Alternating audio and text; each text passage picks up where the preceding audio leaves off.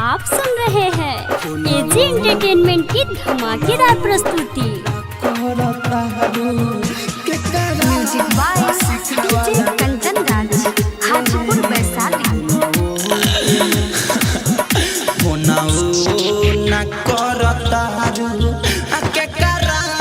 सिखावाला ने ना करतारू के करा सिखावाला में बोला का डर बावे, बोला का डर बावे हमारा से बतावाला में फोनऊ ना करतारू के करा सिखावाला में फोनऊ ना करतारू के करा सिखावाला में।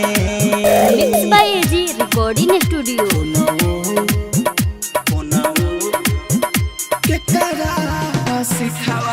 डीजे कंचन राज, हाजीपुर वैशाली।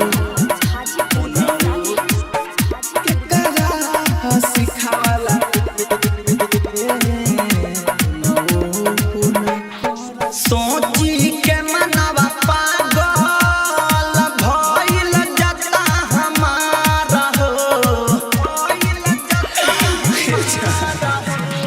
काहे रुवावता रू बोला आंसुआ के धार हो, आंसुआ के धार हो। बड़का गलती हमसे भइल, बड़का गलती हमसे भइल दिलवा मिलवाला ने फोनऊ ना करतारू के करा सिखावाला में फोनऊ ना करतारू के करा सिखावाला में। आप सुन रहे हैं एजी एंटरटेनमेंट की धमाकेदार प्रस्तुति। के करा सिखावाला डीजे कंचन राज, हाजीपुर वैशाली। के करा सिखावाला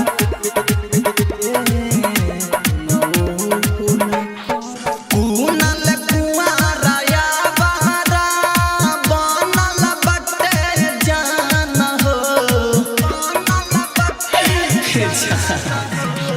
मेरा मिसाइल राहुल के निकले लागल परान हो, निकले लागल परान हो।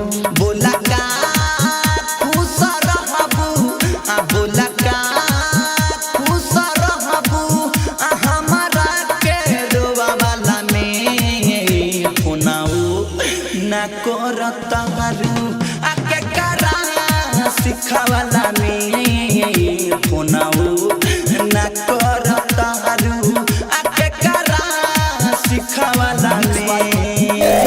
स्टूडियो रोशनपुर सपहा।